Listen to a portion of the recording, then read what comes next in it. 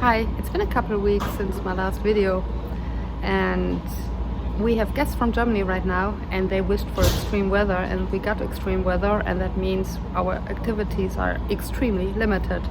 Well, first it rained, and it's not supposed to rain here in the interior of Alaska in the end of December, but it did, and it rained for a whole day, which created ice everywhere.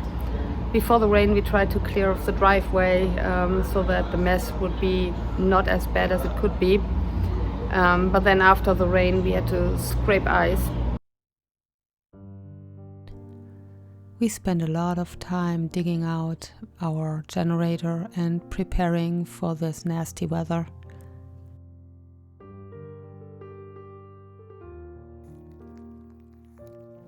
We anticipated power outages, and yes, they came. Good that we worked so hard. I got some help here.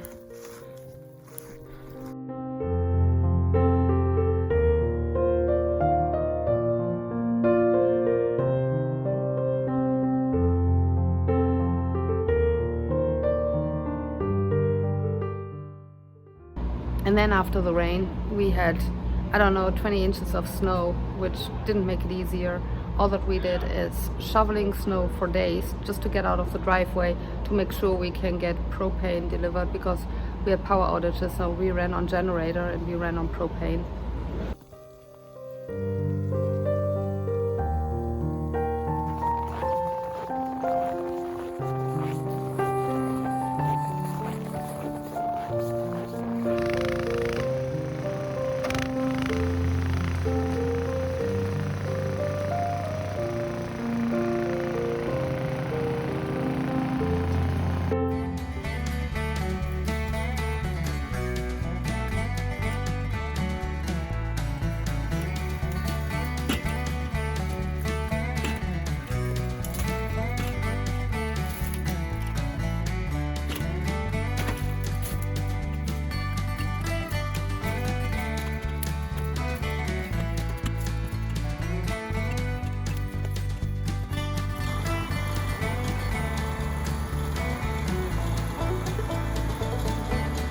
Somewhere there is a boat, and we need to shovel that up too.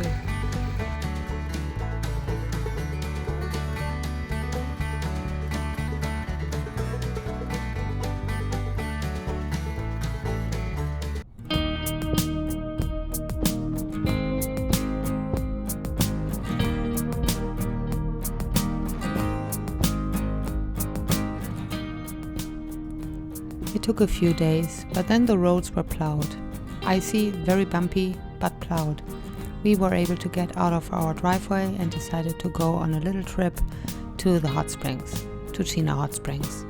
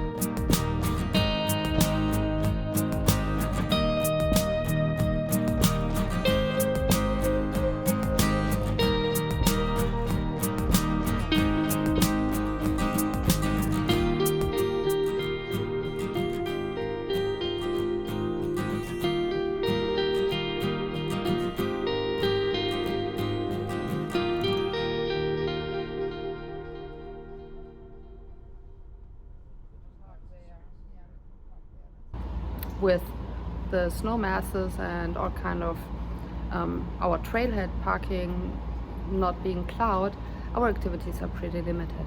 But one really cool thing to do at low temperatures is go to the hot springs, go to Chena Hot Springs. It's an absolutely fun thing to do, to go swimming outdoors when it's really cold outside. You don't believe me? Well, it's hot springs water, so the water is pretty warm, and it's actually really fun modeling your hair when it's all frozen.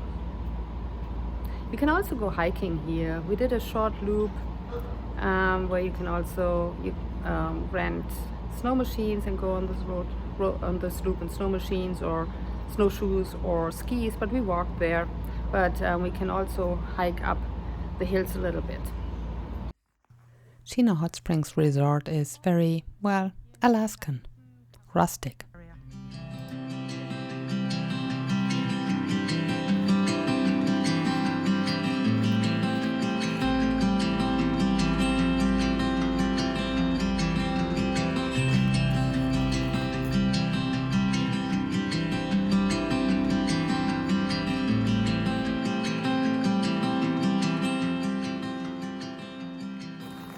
And somewhere here under all the steam is the rock pool. It's so cool soaking in this hot water. I couldn't film, my camera died, but let me tell you, you should do this.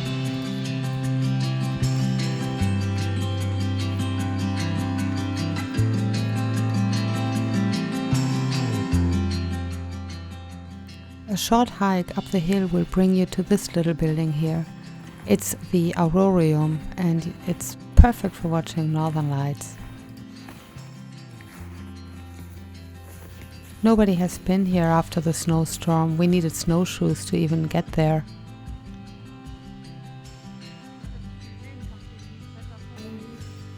But it was warm inside. After warming up, we continued our hike and came to this area where we can see all the burnt trees from last summer's forest fire.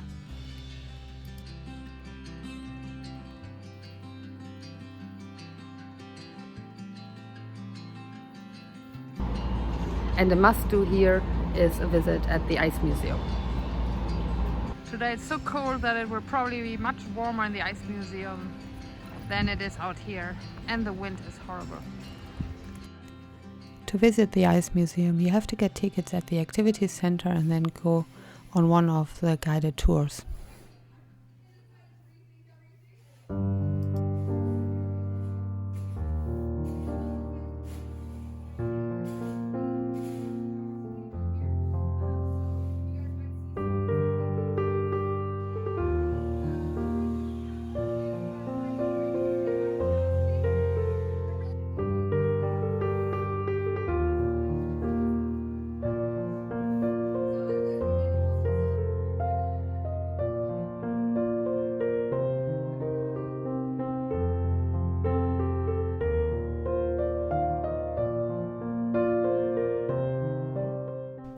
And the museum is not just a museum. If you want to, you can rent a room here. This is one of the beds. I think they provide you with sleeping mats and sleeping bags.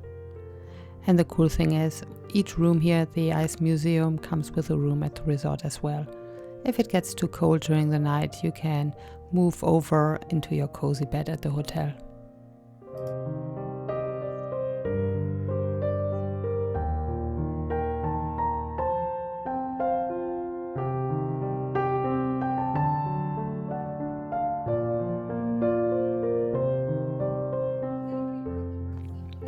Many sculptures are in need of some repair. It's old. New ones would be really good. But even with that, it's a must to visit this ice museum. And another must is an appletini. Totally overpriced. But having a drink out of an ice-carved glass? Cool.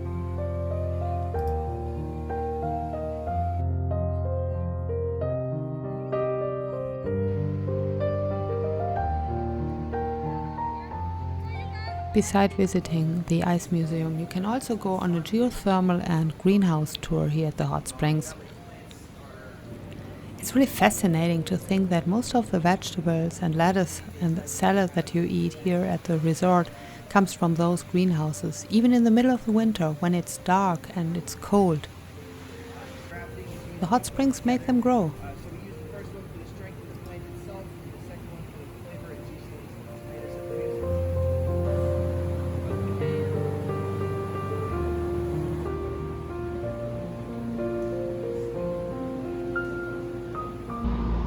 Well, that's it. I hope you enjoyed it and see you in a couple of weeks. Until then, I say, as always, stay healthy, stay safe, and bye from Alaska.